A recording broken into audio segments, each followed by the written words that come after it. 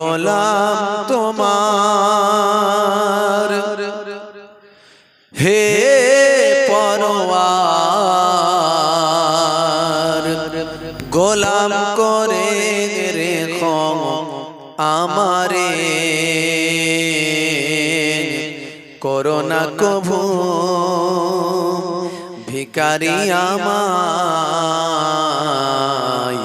দুনিয়ার মানুষের দুয়ারে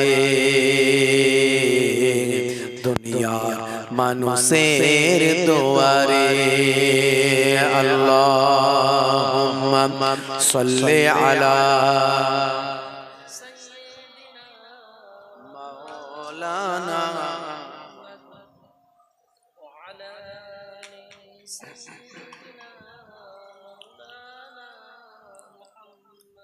নবীজি যখন মদিনায় যায় বাচ্চারা তখন ওয়েলকাম জানায় বলুন না সুবহানাল্লাহ নবীজি যখন মদিনায় যায় বাচ্চারা তখন ওয়েলকাম জানায় ওয়াজাব শুকরু আলাইনা কয় মিন সানিয়াতিল বিদা জানায় আল্লাহুম্মা সাল্লি আলা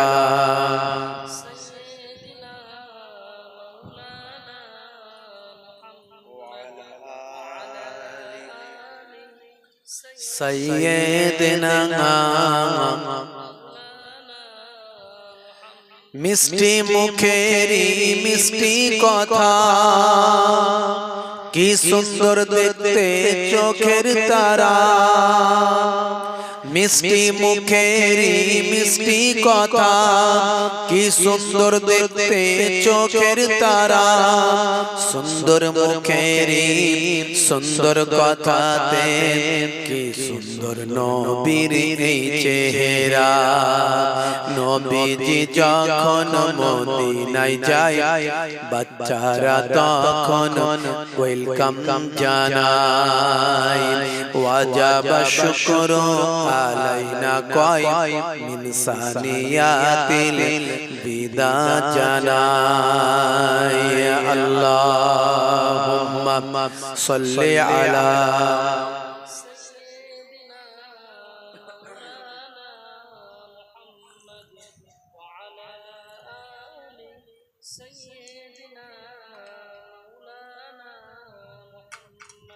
দয়ার নবী গো আমার ময়ার নবী গো সব ছাড়িব কিন্তু তোমায় ছাড়তে পারি না বলুন না সুবহানাল্লাহ জোরে হবে না সব ছাড়িব কিন্তু তোমায় ছাড়তে পারি না ছাড়িনি ছাড়ব না ছাড়তে পারি না সব ছাড়িব কিন্তু তোমায় ছাড়তে পারি না আল্লাহুম্মা সাল্লি আলা মাওলানা মুহাম্মদ ওয়া আলা আলি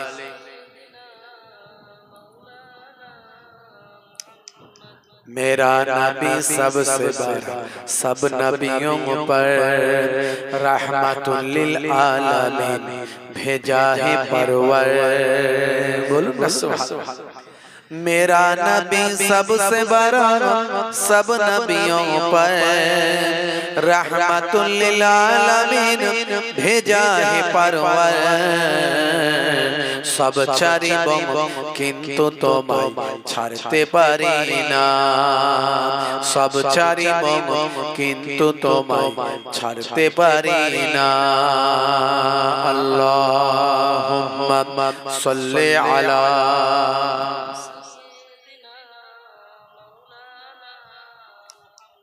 ওয়া আলা আলি সাইয়্যিদিনা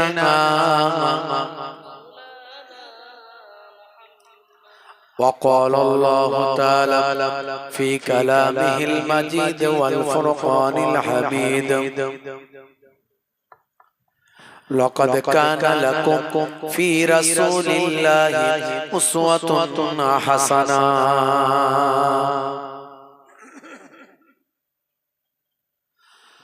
وقال الله تعالى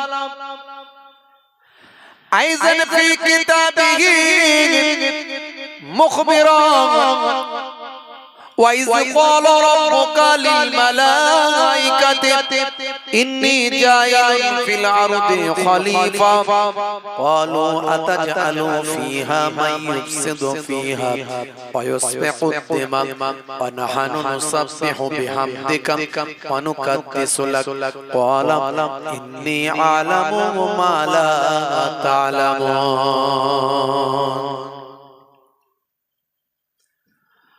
وقال الله تعالى أيضا في كتابه مخبرا وما رميت إذ رميت ولكن الله رمى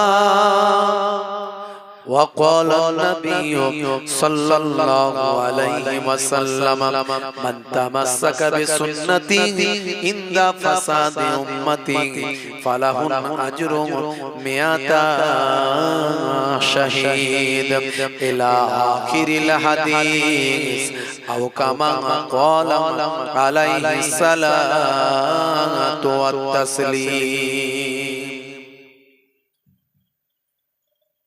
وقال النبي صلى الله عليه وسلم لا يؤمن أحدكم حتى أكون أحب إليه من ولده وولده والناس أجمعين إلى آخر الحديث أو كما قال عليه الصلاة والتسليم শ্রদ্ধেয় সম্মানীয় আজকের সভা আমার পাশে উপবিষ্ট আছেন আপনাদের এলাকার উজ্জ্বল নক্ষত্র এলাকার গর্ব আমার অত্যন্ত প্রিয় মানুষ সুফি দরবেশ মানুষ আমি অল্প সময় মিশে যতটুকু বুঝেছি খুব সুফি মানুষ খুব দরবেশ মানুষ হয়তো সবাই সেভাবে জানেন না হাফেজ মানুষ আলেম মানুষ আপনাদেরই ঘরের ছেলে মাশাআল্লাহ আমার পাশে হাফেজ সাহেব বসে আছে আমার আগে ওয়াজ করলেন অত্যন্ত প্রিয় মানুষ দীর্ঘদিন ধরে জলসার মজলিসে ওয়াজের ময়দানে যার প্রভাব যার ভালোবাসা মানুষের হৃদয় ছুঁয়ে যায় অত্যন্ত সুফি দরবেশ মানুষ আল্লাহওয়ালা মানুষ বড় উজাড় করা মনের মানুষ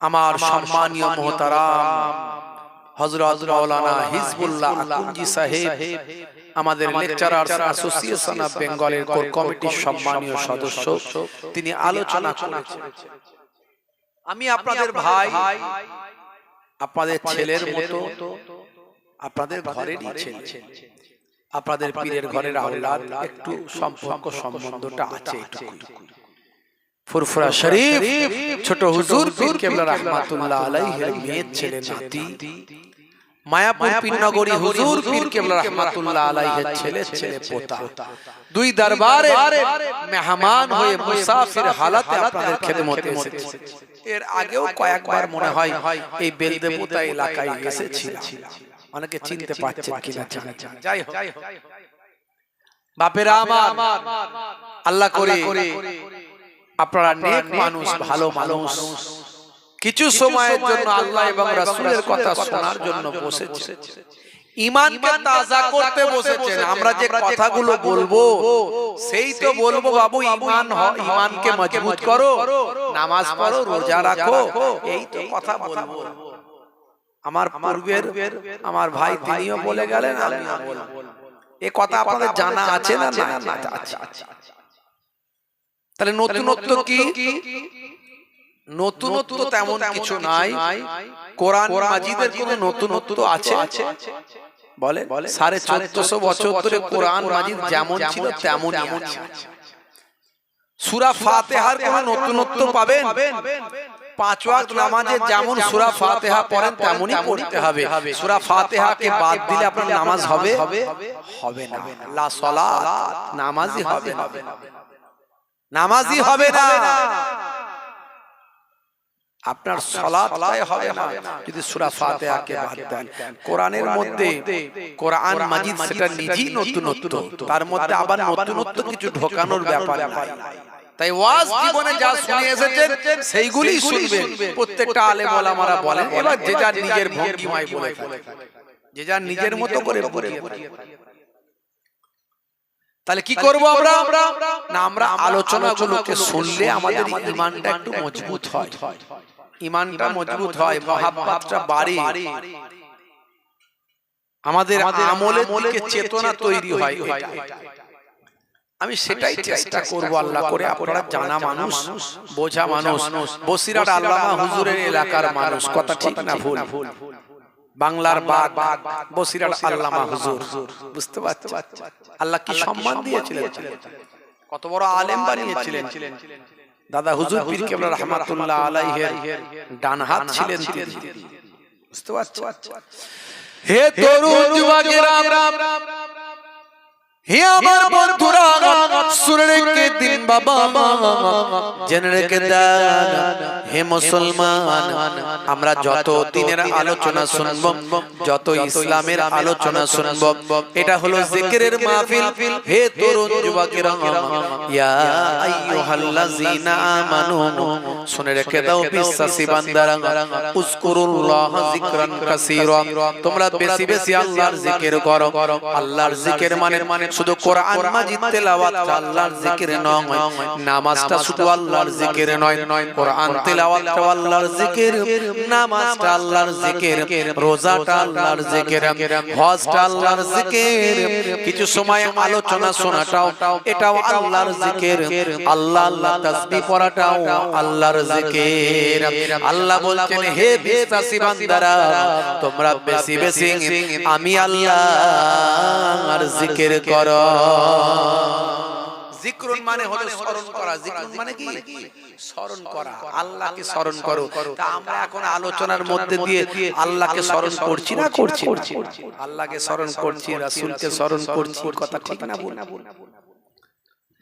হে তরুণ যুবকেরা, হে আমার বন্ধুরা, তবে মনে রাখবেন, আপনি শুধু আল্লাহর মহব্বত করবেন, আল্লাহর ইতাআত করবেন।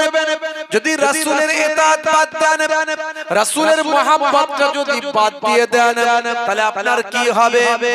মনে রাখবেন, আল্লাহর ইতাআত করা হবে না, আল্লাহর গোলামি করা হবে না, আল্লাহর প্রতি ভালোবাসার প্রকাশ করানো যাবে না।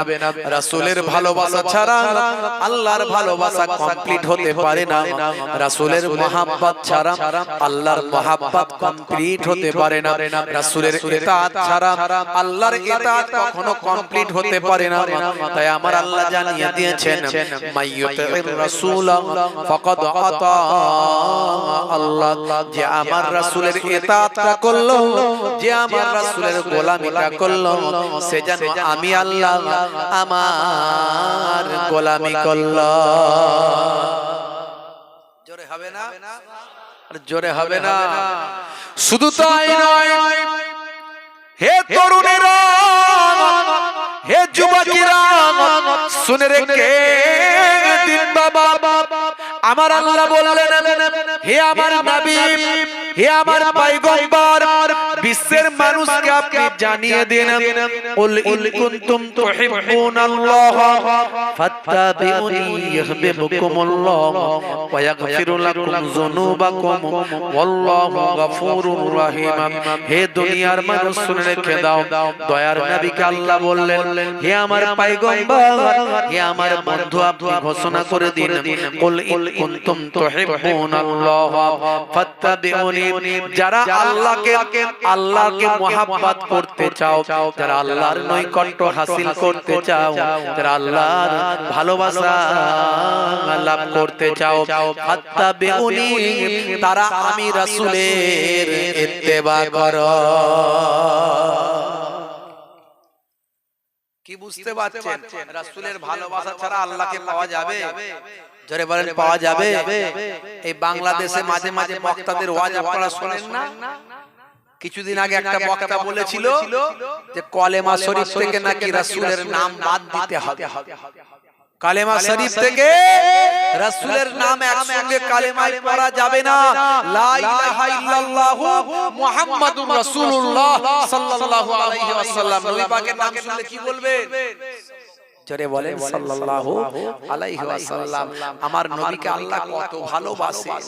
আহ, নবী আমার মসজিদে নববীতে খুতবা দেবেন, খুতবা। এমন সময় ফেরেশতা জিবরাইল আলাইহিস সালাম এলেন, এসে বলতে শুরু করলেন, ইয়া রাসূলুল্লাহ হাবিবাল্লাহ, ইয়া রাসূলুল্লাহ হাবিবাল্লাহ, যে আপনার নাম শুনলো অথচ দরুদ পেশ করলো না, সে যেন ধ্বংসপ্রাপ্ত হয়। আল্লাহর নবী বললেন, আল্লাহুম্মা আমিন। যে রমজান মাস পেল, যে রমজান মাস পেল অথচ গুনাহ maaf করাতে পারলো না, সে যেন ধ্বংসপ্রাপ্ত হয়। আল্লাহর নবী বললেন, আল্লাহুম্মা আমিন। যে পিতা মাতাকে পেল অথচ জান্নাত পেল না, যে পিতা মাতাকে পেল অথচ জান্নাত পেল না, সে যেন ধ্বংসপ্রাপ্ত হয়। আল্লাহর নবী বললেন, আল্লাহুম্মা আমিন। কি সম্মান দয়ার নবী, কি ইজ্জত! রাসূলের নাম শুনলেই দরুদ পেশ করতে হবে সাল্লাল্লাহু আলাইহি ওয়াসাল্লাম। এটাও রাসূলের উপর দরুদ। জি হ্যাঁ, তার সেই নবীকে আল্লাহ কত ভালোবেসেছেন। কিছু বক্তা বেরিয়েছে বলছে রাসূলের নামটা নাকি কলেমা থেকে বাদ দিতে হবে, একই লাইনে পড়া যাবে না, পড়লে নাকি কি হবে না, আল্লাহর সঙ্গে নবীকে এক করা হবে। বলুন না নাউজুবিল্লাহ। আল্লাহ নিজে নবীর নামটাকে পাশে ভালোবেসে রেখে দিয়েছেন, আর এই মাওলানা মৌলবীগুলো এত বড় পণ্ডিত হয়ে গেছে, তারা বলছে বাদ দিতে হবে। বলুন না নাউজুবিল্লাহ। কয়েকদিন আগে একটা বক্তা, ভালো বক্তা, আলেম ভালো হলে কি হবে? আলেম তো ভালো অনেকই থাকে, কথা ঠিক না ভুল? আলেম ভালো হলে হবে না। এই জন্য আমি সব জায়গায় বলি মহাব্বত ওয়ালা আলেম হতে হবে। এজিদ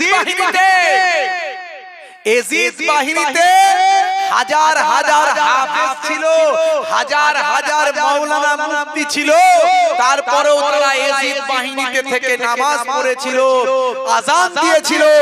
আবার রাসূলের কলিজার টুকরা আহলে বায়াত ইমাম হুসাইনকে তারা শহীদ করেছিল, দাঁড়ি রেখে টুপি মাথায় দিয়ে নামাজ পড়ে শহীদ করেছিল। জান্নাত পাবে, যেমন জান্নাত পাবে, নবীর শাফাত পাবে।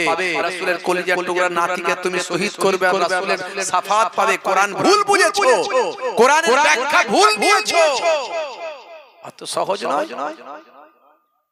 মহাব্বত ওয়ালা হতে হবে। আপনার যে ইবাদতটা করবেন সেই ইবাদতে মহাব্বত না থাকলে ওই ইবাদতের কোনো মূল্য নাই। নামাজ পড়ছেন, নামাজের মহাব্বত নাই। রোজা রাখছেন, রোজার মহাব্বত নাই। নবী নবী করছেন, নবীর প্রতি মহাব্বত নাই, ভালোবাসা নাই। আল্লাহ আল্লাহ করছেন, আল্লাহর প্রতি মহাব্বত নাই, ভালোবাসা নাই। ওলি ওলি করছেন, ওলির প্রতি মহাব্বত নাই, ভালোবাসা নাই। আলেম আলেম করছেন, আলেমের প্রতি মহাব্বত নাই, ভালোবাসা নাই। কোরআন কোরআন করছেন, কোরআন মাজিদের প্রতি মহাব্বত নাই, ভালোবাসা নাই। ওই ইবাদত কোনো কাজে লাগে না। বক্তা ভালো আলেম, কিন্তু হলে কি হবে? ওই যে মহাব্বত না থাকলে যা হবে। মাওলানা আপনার কি বলে শেখ আহমদুল্লাহ সাহেব কতটা নবীকে ভালোবাসতে পেরেছেন তিনি জানেন। আমরা তার কথা শুনে যতটুকু বুঝতে পারি, আমি তার বিরোধিতা করছি না। শেখ আহমদুল্লাহ সাহেব তিনি বলছেন 40 বছরের পর দয়ার নবী তিনি নাকি নবী হয়েছেন, তার আগে নবী ছিলেন না। তাহলে কি ছিলেন সেটা বলুন? কি ছিলেন? মানুষ ছিলেন আমাদের মতো। তিনি বলেছেন। এই নিয়ে বাংলাদেশ তোলপা, বড় বড় আলেমরা শুধু দল হয়ে গেছে। খালি বক্তব্য রাখলে তো হবে না, ঈমান আকীদার প্রশ্ন এখানে। বিশ্বাসের প্রশ্ন। 40 বছরের আগে নবী নাকি নবী ছিলেন না, তাহলে কি ছিলেন? তাহলে কি ছিলেন বলুন? আমাদের মতো মানুষ ছিলেন। 40 বছরের আগে আমরা কি করি? যুবক অবস্থায় কি করে? মিথ্যা কথা বলেছে না বলেনি? আমরা সবাই কি সারা জীবন সত্যি কথাই বলে এসেছি এতদিন পর্যন্ত? মিথ্যা কথা বলেছি, অন্যায় কাজ করেছি, কারো গাছ থেকে মাঝে মাঝে ঢিল মেরে আম পেরেও খেয়েছি ছোটবেলায়, হয়েছে না হয়নি? তাহলে নবীও কি করেছেন নাকি? তাহলে আপনাকে কি বলতে হবে? কথাটা ক্লিয়ার করা দরকার ছিল, আপনি ক্লিয়ার যেহেতু করেন। বন্ধুরা আমার, মাওলানা মুফতি গিয়াসউদ্দিন তাহেরি সাহেব দেখবেন মাঝে মাঝে জিকির করে, দেখবেন জিকির করে, হ্যাঁ সে জিকির করে, টান বান মেরে জিকির করে। যদি আমাদের দাদা হুজুর কেবলা সেই জিকিরের পক্ষপাতী নয়, সে মাঝে মাঝে টান টান মারে, সে তার ব্যাপার, সেটা শরীয়তে কতটুকু বৈধ অবৈধ তার ব্যাপার। আর সেখানে যদি মিউজিক গান এটা ওটা লাগে তাহলে সেটা অবশ্যই হারাম বেদাত হবে, বুঝতে পারছেন? জিকির করে মাঝে মাঝে ওইবার টান মারে, বুঝতে পারছেন? কিন্তু তারা তো আবার একটু বেশি আশি মানুষ, খুব খুব কড়া কড়া কথা বলেছে, আলটিমেটাম দিয়ে দিয়েছে, বলেছে 48 ঘন্টার মধ্যে তোমাকে ক্ষমা চাইতে হবে, ক্ষমা চাইতে হবে, না হলে কি হবে? তোমার বিরুদ্ধে আইনত ব্যবস্থা নেওয়া হবে। 48 ঘন্টার মধ্যে তোমাকে ক্লিয়ার করতে হবে যে তুমি যেটা বলতে চেয়েছো তুমি এটা বলতে চাওনি। দয়ার নবী 40 বছরের আগেও নবী ছিলেন, আর 40 বছর বয়সে তিনি নবুয়তের স্বীকৃতি পেয়েছেন। এতদিন স্বীকৃতি পাননি, এতদিন প্রকাশ পায়নি, প্রমাণপত্র পায়নি, দলিল পায়নি। 40 বছর বয়স থেকে দলিল পেলেন, সেই দলিলটার নাম হলো কোরআন মাজিদ। জোরে হবে না? 40 বছরের আগেও নবী নবী ছিলেন, কথা ঠিক না ভুল? ছোট্ট বয়স, মা আমিনা রাসূলের আম্মাজান বলেন যে সাধারণত বাচ্চা যখন পেটে থাকে নারীরা যে কষ্ট অনুভব করে সে কষ্ট আমি জীবনে অনুভব করিনি। যখন রাসূল পাক সাল্লাল্লাহু আলাইহি সাল্লাম আমার পেটে ছিল তখন আমার কাছে বড় বড় নবীদের স্ত্রীরা, বড় বড় পয়গম্বরদের স্ত্রীরা, আম্মা জানেরা, তারা আমাকে স্বপ্নের মধ্যে দেখা দিয়ে আমার দয়ার নবীর সুসংবাদ তারা আমাকে দিয়েছে। শুধু তাই নয়, ছোট্ট বয়স দুধের শিশু বাচ্চা যখন আল্লাহর নবী এতিম বাচ্চা, আরবের নিয়ম হলো দুধের শিশু বাচ্চাদেরকে ভাই আমার অন্য দলের অন্য গোত্রের মানুষেরা নিয়ে গিয়ে মানুষ করে একটু বড় সরো করে বাচ্চাকে তার বাড়ির কাছে ফিরিয়ে দেয়, তার বিনিময়ে কিছু পুরস্কার পায়। যখন সাদিয়া গোত্রের হালিমাতুস সাদিয়া রাসূলের দুধ মাতা ছিলেন, সেই হালিমাতুস সাদিয়া তার স্বামী হযরতে হারেস যখন বাচ্চা নেওয়ার জন্য আসছে, তাদের সওয়ারিটা উটটা বড় দুর্বল ছিল।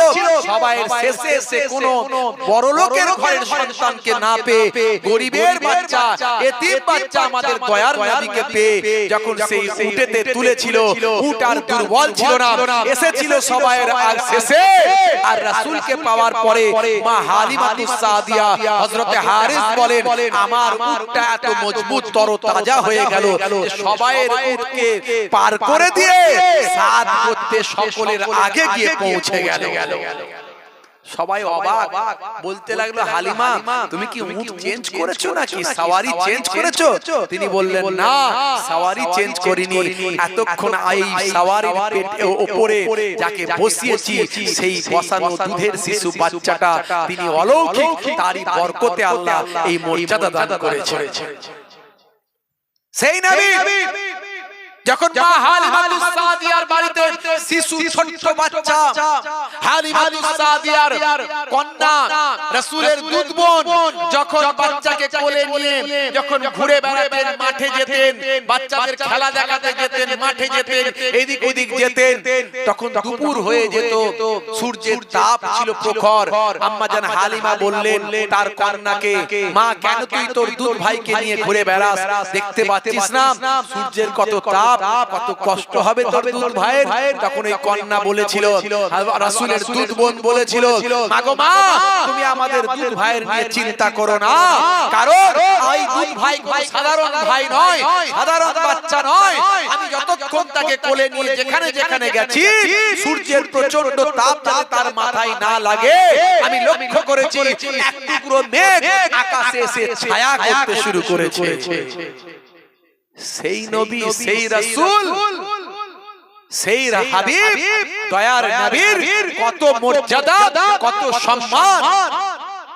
আজও সাহাবী গাছ জর্ডানের বুকে আছে, জর্ডানের বুকে আজও সাহাবী গাছ আছে। রাসূল পাক সাল্লাল্লাহু আলাইহি ওয়াসাল্লাম যখন তার চাচা জানের সঙ্গে ব্যবসা করার জন্য শামে যাচ্ছিলেন, সিরিয়া শাম যাওয়ার পথে জর্ডানের উপর দিয়ে যখন যাচ্ছিলেন, এমন সময় এই ফাঁকা মরুভূমি এলাকায় তারা বিশ্রাম নেওয়ার জন্য অপেক্ষা করতে লাগলেন যে একটু বিশ্রাম করতে হবে। কোনো গাছপালা পেলেন না, কোনো জায়গা পেলেন না যে একটু খাওয়াতে বিশ্রাম নেবেন। প্রচন্ড সূর্যের তাপ, তারা দেখতে পেলেন যে একটা শুকানো গাছ দাঁড়িয়ে আছে, শুকানো গাছ দাঁড়িয়ে আছে মরুভূমির উপরে, মরুভূমির উপরে। তারা সেই গাছের তলাতে যখন গিয়ে বসলেন, শিশু বাচ্চা ভাই আমার দয়ার নবী তখন কিশোর বয়স বা একটু বেশি বয়স, ভাইয়ার আমার সেই দয়ার নবী যখন সেই গাছের গোড়ায় পদার্পণ করলেন, আল্লাহর কুদরতি ক্ষমতায় অটোমেটিক গাছের ডালপালা বেড়ে গেল, পাতাগুলো সবুজ হয়ে গেল, পাতাগুলো বড় হয়ে গেল, শাখা প্রশাখা বিস্তার করলো। ভাই আমার বড় এলাকা জুড়ে সেই গাছ দয়ার নবী সহ সকলকে ছায়া দিতে লাগলো। আজ 1450 বছর হয়ে গেছে, সেই গাছটা আজও জর্ডানের বুকে দাঁড়িয়ে আছে, দয়ার নবীর স্মৃতি বহন করছে। সারা পৃথিবীর মানুষ আজও সেই সাহাবী গাছ দেখে আসে, জোরে বলুন সুবহানাল্লাহ। সেই দয়ার নবীর সম্মানকে যে নষ্ট করবে, আল্লাহ তার সমস্ত সম্মান নষ্ট করে দেবে। কথা ঠিক না ভুল? বন্ধুরা আমার, তরুণ যুবকেরা আমার, বক্তা বলছে ভালো আলেম, আমি আগেও বলছি আলেম ভালো, কিন্তু হলে কি হবে, মহাব্বত ছাড়া যদি কথা বলে বিপদ। তিনি বলছেন 40 বছর আগে নবী ছিলেন না, 40 বছরের পর থেকে নবী হয়েছেন, নাউজুবিল্লাহ। এই কথাটা খুব মারাত্মক কথা। অথচ যখন তিনি আবার এই বক্তব্যের পরিপ্রেক্ষিতে আবার যখন তিনি তার সাফাই দিচ্ছেন, নতুন করে ভাই আমার তিনি তার বক্তব্য পেশ করছেন, তখন বিষয়টাকে পুরোপুরি অ্যাভয়েড করে অন্য কথায় যাচ্ছেন। তিনি বলছেন বক্তায় বক্তায় লড়াই, বক্তায় বক্তায় বক্তব্য, এ বক্তা ও বক্তার বিরুদ্ধে। অবশ্যই এগুলো নিন্দনীয়, কোন বক্তা কোন বক্তাকে ছোট করা উচিত নয়, কিন্তু 48 ঘন্টার মধ্যে ওনার বলা উচিত ছিল যে আমি এভাবে বলতে চাইনি, এভাবে বলতে চেয়েছি, এভাবে আমার কথাটা বেরিয়ে গেছে, হতে পারে। কিন্তু সেটা না বলে উনি অন্য কথা বলছেন। বন্ধুরা আমার, তরুণ যুবকেরা আমার, মুরব্বিয়ানেরা আমার, শুনে রেখে দিন, জেনে রেখে দিন, আল্লাহর নবী আল্লাহ রাসূলকে আমার আল্লাহ রাব্বুল আলামিন ভাই আমার সবচেয়ে আগে থেকে, সমস্ত কুল কায়নাত সৃষ্টির আগে থেকে দয়ার নবীকে নবী হিসাবে মনোনীত করেছেন। তার প্রমাণ হলো রূহের জগতে আল্লাহর নবী যখন ছিলেন, তখন আমার আপনার নবীকে সমস্ত পয়গম্বর, সমস্ত ফেরেশতাদের সম্পর্কে আমার নবী ভাই আমার সেই যে সম্মতি নিয়েছিলেন, সেটা স্মরণ করার জন্য কোরআনে এসেছেন, হে নবী সেদিনের কথা স্মরণ করুন। অর্থাৎ আল্লাহর নবীকে সাক্ষী রাখছেন আল্লাহ যে সেই দিনের কথা স্মরণ করুন। এর দ্বারাই আল্লাহর নবীর গুরুত্ব কোরআন মাজিদ থেকে প্রমাণ পাওয়া যায়। শুধু তাই নয়, আল্লাহ রাব্বুল আলামিন এখানে বলেছেন, ওয়াইজ ক্বালা রাব্বুকা লিল মালাইকাতি ইন্নী জাইলুন ফিল আরদি খলিফা। হে নবী, হে রাসূল, স্মরণ করুন সেই তখন। এখানেও ইন্ডিকেট করা হয়েছে, ওয়াইজ দিয়ে সেই ভাই আমার ইন্ডিকেট করা হয়েছে যখন আল্লাহ রাব্বুল আলামিন বলেছিলেন, ক্বালা বলেছিলেন ভাই আমার তোমার রব, হে নবী আপনার রব যখন বলেছিলেন লিল মালাইকাতি, মালাইকা ফেরেশতাদের জন্য, এই কথার মাধ্যমে সেই দিনকে স্মরণ করানো হচ্ছে। অর্থাৎ আমার নবীর ভাই আমার সবচেয়ে আগে, সমস্ত সৃষ্টির আগে আমার নবী আল্লাহ তৈরি করেছেন তার রূহ নূরকে তার নবুয়তকে তৈরি করেছেন এটাকে স্মরণ করানো হচ্ছে শুধু তাই নয় ডাইরেক্ট একেবারে ভাই আমার ডাইরেক্ট একেবারে তিরমিজি শরীফের হাদিস 3609 নাম্বার হাদিস এখান থেকে প্রমাণ পাওয়া যায় কি বলছেন ক্বালু ইয়া রাসূলুল্লাহ সাল্লাল্লাহু আলাইহি ওয়াসাল্লাম মাতা ওয়াজাবাত লাকান নবুওয়াত আল্লাহর নবীকে সাহাবীরা জিজ্ঞাসা করছেন ক্বালু তারা জিজ্ঞাসা করলেন এটা বহু বচন ক্বালু তারা জিজ্ঞাসা করলেন ইয়া রাসূলুল্লাহ সাল্লাল্লাহু আলাইহি ওয়াসাল্লাম আপনি কখন থেকে নবী জোরে বলুন সুবহানাল্লাহ সাহাবীরা কি বলছেন আপনি কখন থেকে নবী দয়ার নবী বলছেন কি বলছেন ক্বালা ওয়া আদম রূহি ওয়াল জাসাদ যখন আদম নবী রূহ এবং জাসাদের ভাই আমার মাঝামাঝি যখন আদম নবী রূহ এবং জাসাদে তখন থেকে আমি নবী জোরে বলুন সুবহানাল্লাহ জোরে হবে না আরে জোরে হবে না অন্য জায়গায় আবার এসেছে এই হাদিসটা আপনি মুসনাদে আহমদের মধ্যেও পাবেন ভাই আমার মুস্তাদরাক হাকিমের মধ্যে পাবেন আবি শাইবার মধ্যে পাবেন আর অন্যান্য হাদিসের মধ্যে পাবেন অন্য জায়গায় আবার বলা হয়েছে কি বলা হয়েছে তাফসীরে বাগাবীর মধ্যেও এসেছে আর অন্যান্য সিফা শরীফের মধ্যে এসেছে আর অন্যান্য কিতাবের মধ্যে এসেছে এখানে কি বলা হচ্ছে আন হযরত আবি হুরায়রা রাদিয়াল্লাহু তাআলা আনহু قال قال رسول الله صلى الله عليه وسلم كنت اول النبيين في الخلق واخرهم في البعث كنت اول النبيين في الخلق واخرهم في البعث আল্লাহ নবী আল্লাহ রাসূলকে হযরত আবী হুরায়রা রাদিয়াল্লাহু তাআলা আনহু থেকে বর্ণিত তিনি বলেন যে রাসূলুল্লাহ সাল্লাল্লাহু আলাইহি ওয়াসাল্লাম বললেন কি বললেন কুনতু আউয়ালুন নবীন সমস্ত নবীদের আমি হলাম প্রথম জোরে হবে না জোরে হবে না আদম নবী আদি পিতা আমার নবী তারও আগে নবী জোরে বলুন সুবহানাল্লাহ শুধু তাই নয় দয়ার নবী কি বলছেন ফিল খালকে সৃষ্টির মধ্যে আমি হলাম সমস্ত নবীদের প্রথম ওয়া আখিরুহুম ফিল বাসে সবচেয়ে শেষে আমাকে আল্লাহ রাব্বুল আলামিন পাঠিয়েছেন জোরে বলুন সুবহানাল্লাহ বন্ধুরা আমার আজকে বক্তাদের আলোচনাকে ঠিক করতে হবে বিভিন্ন আকীদার বক্তা বিভিন্ন মাসলাকের বক্তা ভালো আলেম ভালো বক্তা কিন্তু তার মহব্বত আবার আপনার আকীদার সঙ্গে মিলবে না দাদা হুজুর পীর কেবলা রাহমাতুল্লাহ আলাইহি যে মহব্বত বসিরহাট আল্লামা হুজুরের যে মহব্বত পীরনগরী হুজুরের যে মহব্বত ছোট হুজুর পীর কেবলার যে মহব্বত বুঝতে পারছেন ওলিয়া আউলিয়ার যে মহব্বত তারা যে কোরআন হাদিস থেকে মহব্বতটা পেয়েছে কি রকম মহব্বত করতে হবে তার দলিল আল্লাহর নবী রওজা মুবারকে কেউ গেছেন কিনা বলতে পারবো না এখানে হাজী সাহেব কেউ আছেন কেউ হাজী সাহেব আছেন হাত তুলে দেখা হাজী সাহেব না এখানে একজন হাজী সাহেব অনেক পুরানো হাজী সাহেব মুরব্বি মানুষ আপনার মনে পড়বে কিনা জানি যারা টাটকা গেছে তাদের আরো মনে পড়বে ভাইরা আমার রাসূলের রওজা মুবারকের উপরে যে বড় গোলটা করা আছে হ্যাঁ পাশে ছোট ছোট দুটো গোল আছে একটা দিয়ে হযরত আবু বকর সিদ্দিক হুজুরের রওজা আর একটা দিয়ে হযরত ওমর ফারুক হুজুরের রওজা বড় গোলটা দিয়ে রাসূলের রওজা জোরে বলুন সুবহানাল্লাহ ওই গোলটার উপরে দেখবেন কোরআন মাজিদের আয়াতে কারিমাতে লেখা আছে সুন্দর করে একেবারে গোল্ডেন ওয়ার্ড দিয়ে লেখা আছে কি লেখা আছে ইয়া আইয়ুহাল্লাযিনা আমানু লা তারফাউ আসওয়াতাকুম ফাওকা সাউতিন নবী সাবধান তোমাদের আওয়াজটা ভলিউমটা তোমরা যখন কথা বলবে সেই কথাটাও যেন রাসূলের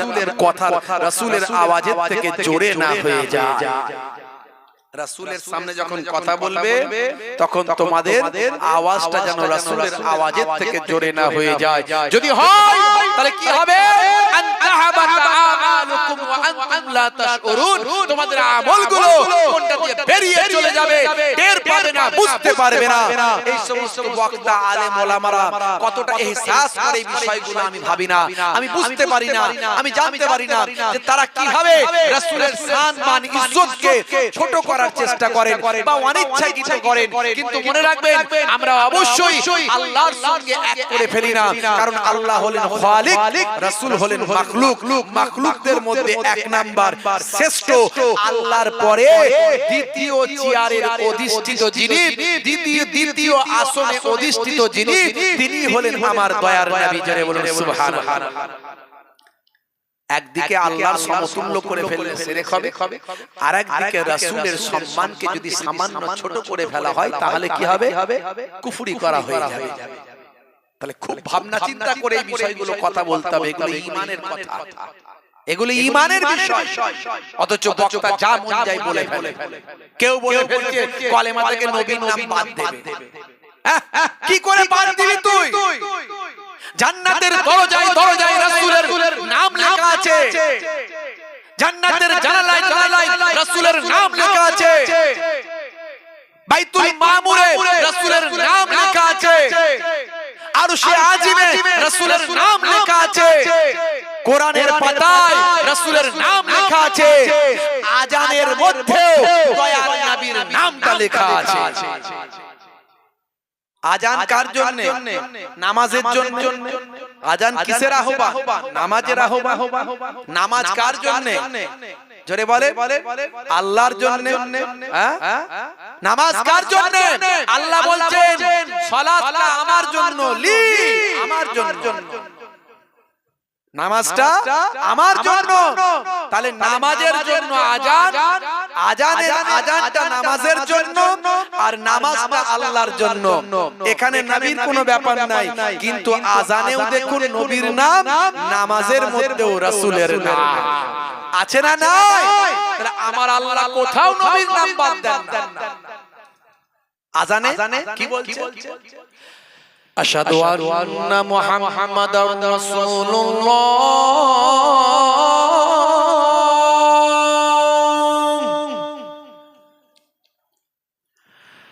আশহাদু আন্না মুহাম্মাদার রাসূলুল্লাহ।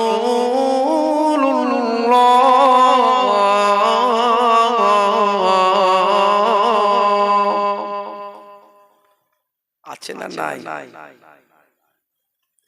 আজানে রাসূলের নাম, নামাজে আছে না নাই? নামাজের ভিতর আমরা দরুদ শরীফ পড়ি তো, অনেকে বলে দরুদে ইব্রাহিম, বলে না? বলে কোথায় পেলে? কোথায় লেখা আছে এটা দরুদে ইব্রাহিম? না, ইব্রাহিম নবীর নাম আছে তাই দরুদে ইব্রাহিম। কেন আমাদের নবীর নাম কি তোমার চোখে পড়েনি? হ্যাঁ, দরুদে মুহাম্মাদি তো বলছো না? প্রথমেই তো আমাদের নবীর নাম আল্লাহুম্মা সাল্লি আলা মুহাম্মাদি ওয়া আলা আলি মুহাম্মাদ আছে না নাই?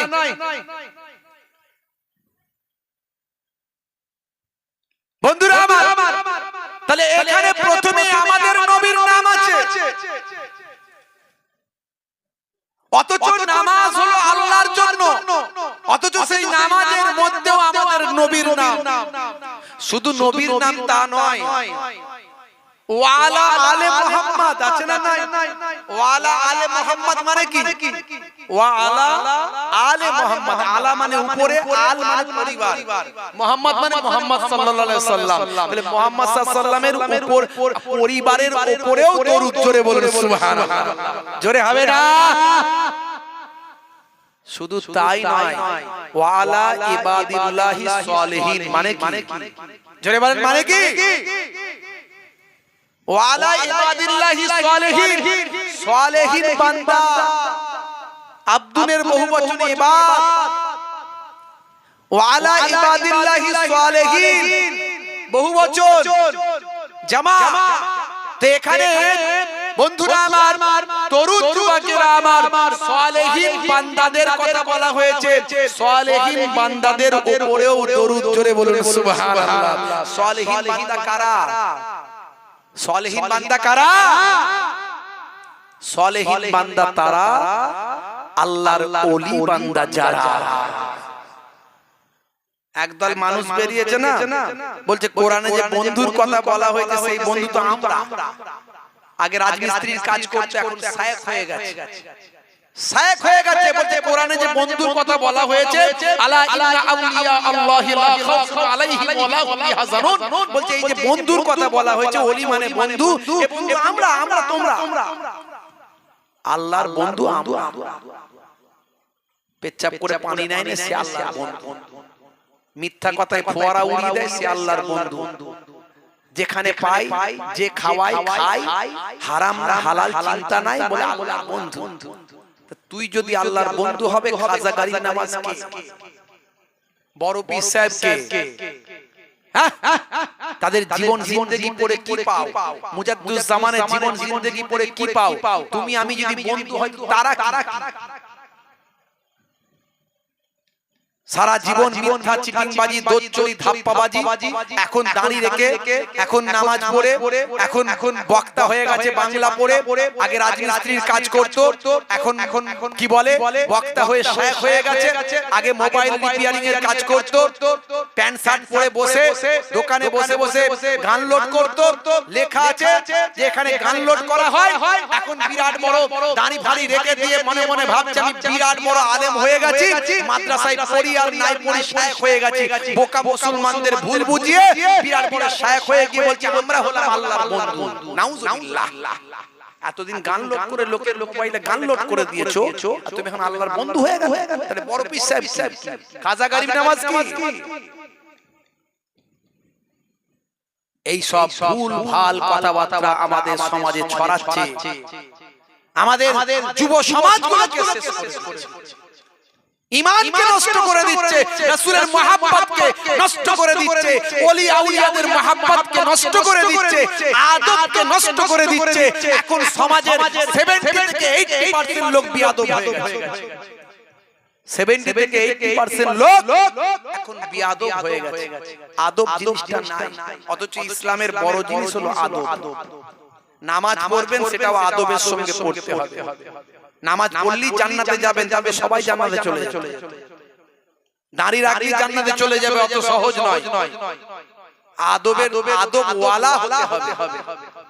আপনি নামাজ পড়ছেন, নামাজের আদব নাই, রাসূলের আদব নাই, ওলি আউলিয়াদের আদব নাই, কোরআনের আদব নাই, সন্তান বাপকে আদব করে না, সাধারণ মানুষ আলেম ওলামাদের আদব করে না, পীর মাশায়েখদের আদব করে না। ইবলিস শয়তানে কিন্তু আদম নবীর আদব করেনি। আল্লাহ যখন বললেন আদমকে আদব করো, আদম নবীকে আদব করো, তার নমুনা আল্লাহ বললেন নমুনা দিচ্ছি, নমুনা নাও, উসজুদু লিআদম, আদমকে সিজদা করো। সবাই মেনে নিয়েছিল, আদব করেছিল, ফাসাজাদু ইল্লা ইবলিস, ইবলিস কিন্তু আদব করেনি। সে কি বলেছিল? আল্লাহ আল্লাহ আমি মাটির তৈরি পুতুলকে সিজদা করতে পারবো না,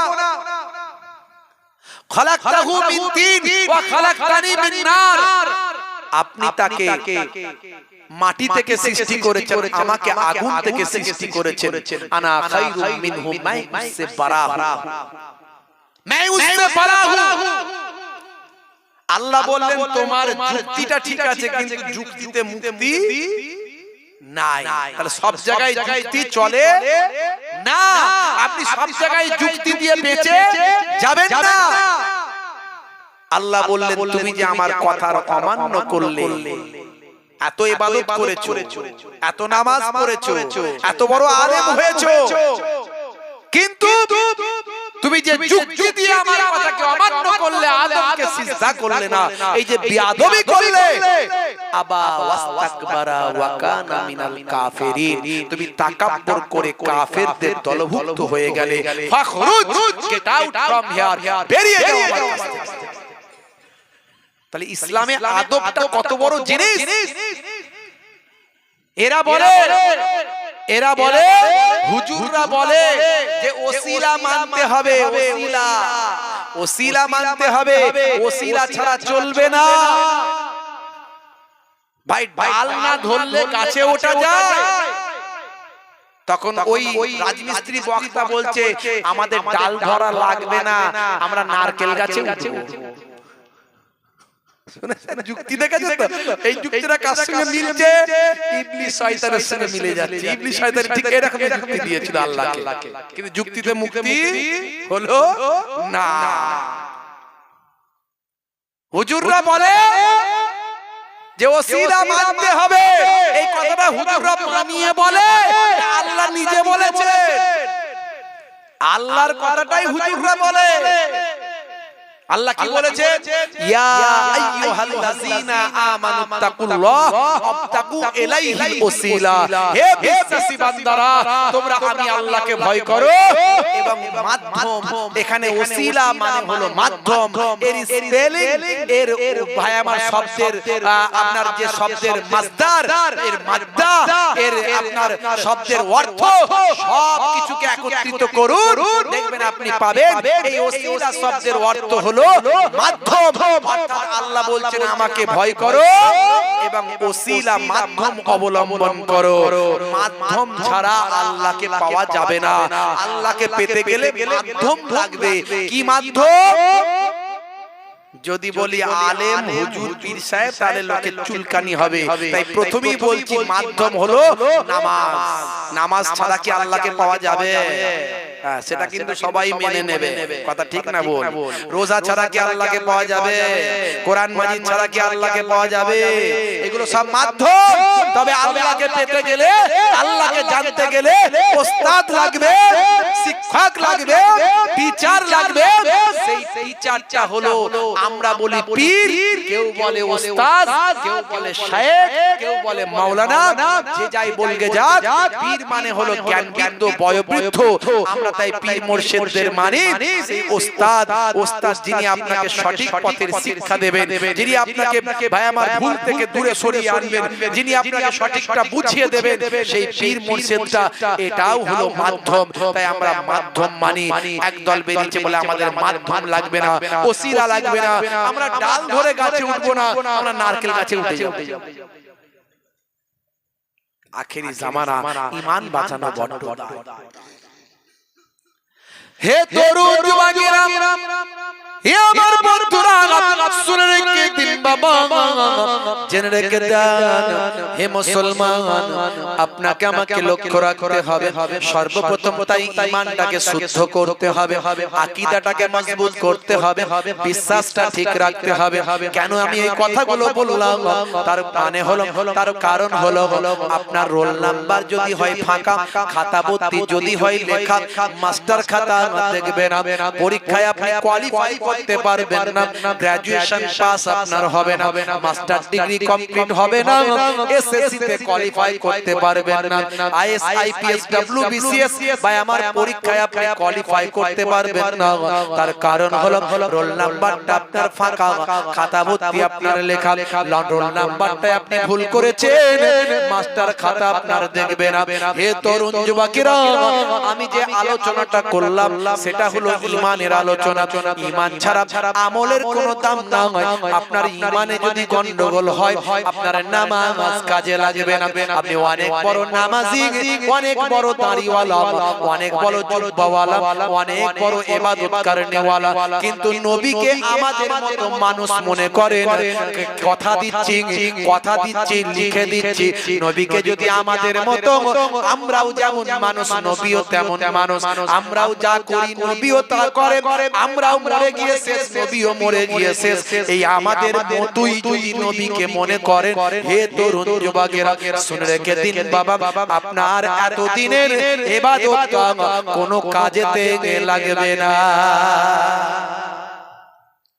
নবী মানুষ বলতে কি রকম মানুষ আল্লাহ বলছেন আনা বাসারুম মিসলুকুম বলে দাও আমি তোমাদের মতো মানুষ তার মানে এটাই যে নবী ফেরেশতা নয় নবী জিন নয় নবী মালায়েকা নয় নবী মানুষ কিন্তু তুমি যে সাধারণ মানুষের মতো মানুষ নও সঙ্গে সঙ্গে আল্লাহ বলছেন বলে দাও ইউহা ইলাইয়া আমার উপর ওহী নাজিল হয় জোরে হবে না তাহলে ওহী নাজিল হওয়া মানুষ আর আমরা মানুষ এক ফারিস্তা ওহী নাজিল হওয়াটাকে ছেলে খেলামি ভাবলে তো হবে না বক্তারা বলে শুধু ওহী নাজিল হতে পারে ওহী নাজিল হওয়া ছোটখাটো জিনিস নাকি ওহী নাজিল হওয়া মানে ফারিস্তা জিবরাইল তার কাছে আসতো আল্লাহর বাণী নিয়ে আসতো আল্লাহর কথা নিয়ে আসতো জোরে বলুন সুবহানাল্লাহ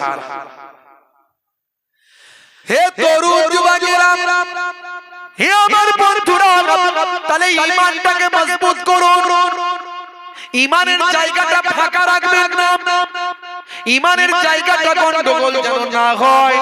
হে মুসলমান, আপনার বিশ্বাসটা ঠিক রাখবেন। আল্লাহ হলেন এক, আল্লাহ ওয়াহাব শূন্য, তিনি কাহাকে জন্ম দেননি, কেহ তাহাকে জন্ম দেয়নি, সে আল্লাহর সমতুল্য আর কেউ নাই। কুল হুয়াল্লাহু আহাদ আল্লাহুস সামাদ লাম ইয়ালিদ ওয়া লাম ইউলাদ ওয়া লাম ইয়াকুল লাহু কুফুয়ান আহাদ।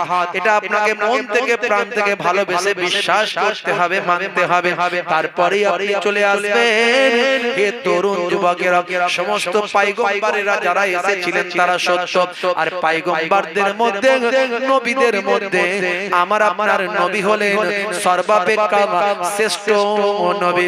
আমার আপনার নবীকে আল্লাহ রাব্বুল আলামিন আখিরি জামানার পয়গম্বর বানিয়েছেন এবং নবিউল আম্বিয়া করেছেন, সমস্ত নবীদের ইমাম বানিয়ে দিয়েছেন। হে তরুণ যুবকেরা, আমরা কেন এত বেশি বেশি দয়ার নবীকে ভালোবাসবো? কারণ দয়ার নবী আমাকে আপনাকে সবচেয়ে বেশি ভালোবাসেন। হে তরুণ যুবকেরা, হে আমার বন্ধুরা, শুনে রেখে দেন, কাল কিয়ামতের দিনে হযরতে আদম নবী, আদম সাফিউল্লাহ নফসি নফসি, মুসা কালিমুল্লাহ নফসি নফসি, দাউদ খলিফাতুল্লাহ নফসি নফসি, ইব্রাহিম খলিলুল্লাহ নফসি নফসি, মুসা কালিমুল্লাহ নফসি নফসি, ঈসা রূহুল্লাহ নফসি নফসি, ইসমাঈল যাবিউল্লাহ নফসি নফসি। কেবলমাত্র আমার আপনার নবী উম্মতি উম্মতি। তাহলে এটা হলো ঈমান, সেই নবীকে সবচেয়ে বেশি ভালোবাসা। বন্ধুরা আমার, আসমানি কিতাবগুলোকে বিশ্বাস করতে হবে। 104 খানা আসমানি কিতাব সব বিশ্বাস করতে হবে। আপনাকে বিশ্বাস করতে হবে। কিয়ামতের দিন যে হবে সেটা বিশ্বাস করতে হবে। মৃত্যুর পর আবার জীবিত হব সেটা বিশ্বাস করতে হবে। হে তরুণ যুবকেরা, ভাগ্যে ভালো মন্দ যা কিছু হয় সব আল্লাহর কাছ থেকে হয়, বিশ্বাস করতে হবে। কোথা থেকে হয় ভাগ্যে ভালো মন্দ? কোথা থেকে হয়? জোরে বলেন।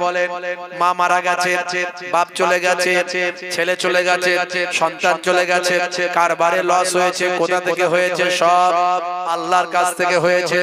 যদি আপনি অসন্তুষ্ট হয়ে যান, নারাজ হয়ে যান, মনে রাখবেন আল্লাহর প্রতি যদি আপনার বিশ্বাস, ভক্তি, ভালোবাসা যদি না থাকে, যদি আপনি এটা বিশ্বাস না করেন, আপনার যতই নামাজ ইবাদত থাকুক না কেন, ভাইরা আমার, আপনার ঈমান নষ্ট হয়ে যাবে। হে তরুণ যুবকেরা, তাহলে ঈমানটা, রোল নাম্বারটা আগে ঠিক করতে হবে। এরপর বড় আমল, সেটা হলো আপনার নামাজ। এবার আপনি আমল দিয়ে খাতাটা ভরবেন। আমল দিয়ে খাতা ভরতে গেলে সবচেয়ে বড় আমল নামাজ বাদ দেওয়া যাবে না। সবচেয়ে বড় আমল পিতামাতার খেদমত বাদ দেওয়া যাবে না। এগুলো হলো বড় বড় আমল। এই বড় বড় আমলগুলো যত বেশি ভালো করে করবেন, তত বেশি আমলের খাতা আপনার ভর্তি হবে, অর্থাৎ নাম্বারটা বেশি পাবেন, রেজাল্টটা ভালো হয়ে যাবে আপনার। তাহলে ঈমানের পরে আমল, ঈমানের পরে আমল। মরতে আপনাকে আমাকে হবে। আপনি কেন এই সমস্ত কথাগুলো বিশ্বাস করবেন?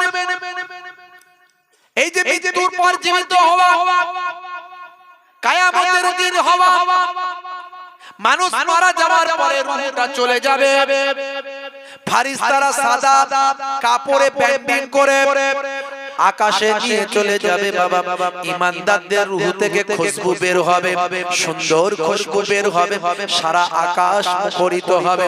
ফেরেশতারা জিজ্ঞাসা করবে, কার রূহ, কার রূহ, কার রূহ? হে তরুণ যুবকেরা, এমন সময় ফেরেশতা বলবে, ওই বান্দার রূহ, অমুক গ্রামের অমুক বান্দার রূহ। তারা বলবে, এই মানুষটা বড় ভালো ছিল, কত সুন্দর রূহের খুশবু। হে তরুণ যুবকেরা, রূহ যদি ভালো হয়, মানুষ যদি আল্লাহ ওয়ালা হয় সেই রূহটাকে নিয়ে গিয়ে ইল্লিনে নিয়ে যাওয়া হবে অর্থাৎ যে রূহটা আল্লাহ জান্নাতি রূহে পরিণত হবে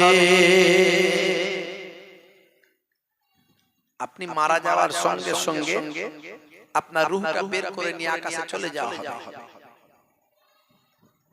আবার কবরে যাওয়ার পরে প্রশ্ন করার জন্য সেই রূহকে ফিরিয়ে দেওয়া হবে যখনই ফিরিয়ে দেওয়া হবে আপনি দেখবেন যেন মনে হচ্ছে আসরের সময় হয়ে গেছে সূর্যটা ডুবে যাবে নামাজি বান্দা নামাজের জন্য পেরেশান হয়ে যাবে ফেরেশতা বলবে আর নামাজ নয় এটা তুমি দুনিয়াতে নাই এটা কবরের জিন্দেগিতে চলে এসেছো এবার আমাদের তিনটে প্রশ্নের উত্তর দাও তিনটে প্রশ্নের উত্তর দাও আমাদের সওয়ালের জবাব দাও জান্নাত পাবে সওয়ালের জবাব যদি দিতে না পারো দোজখ পেয়ে যাবে কবরটাই হবে জান্নাত কবরটাই হবে দোজখ সেই জান্নাতের আরাম জান্নাতের সুন্দর আরাম কবরে অনুভব করবে আর রূহটা জান্নাতি রূহের জায়গায় যাবে আর যদি রূহ খারাপ হয়ে যায় ভাই আমার কবরটা আযাবের কবর হয়ে যাবে রূহটা জাহান্নামীদের রূহের জায়গায় সিজ্জিনে চলে যাবে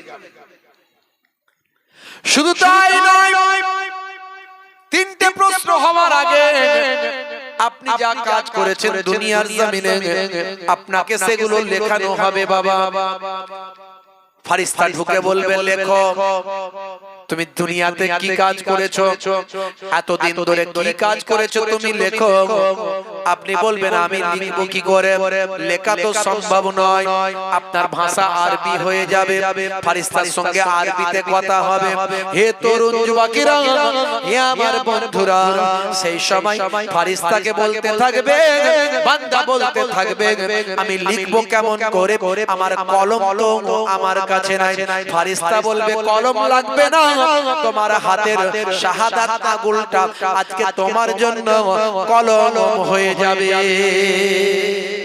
শাহাদাত আঙুলটা কলম এই আঙুলটার সম্মান করতে হবে এই আঙুলটার বড় মর্যাদা এই আঙুলটার বড় ইজ্জত এই আঙুলটা ভালোভাবে ইউটিলাইজ করতে হবে এই আঙুলটা হবে কলম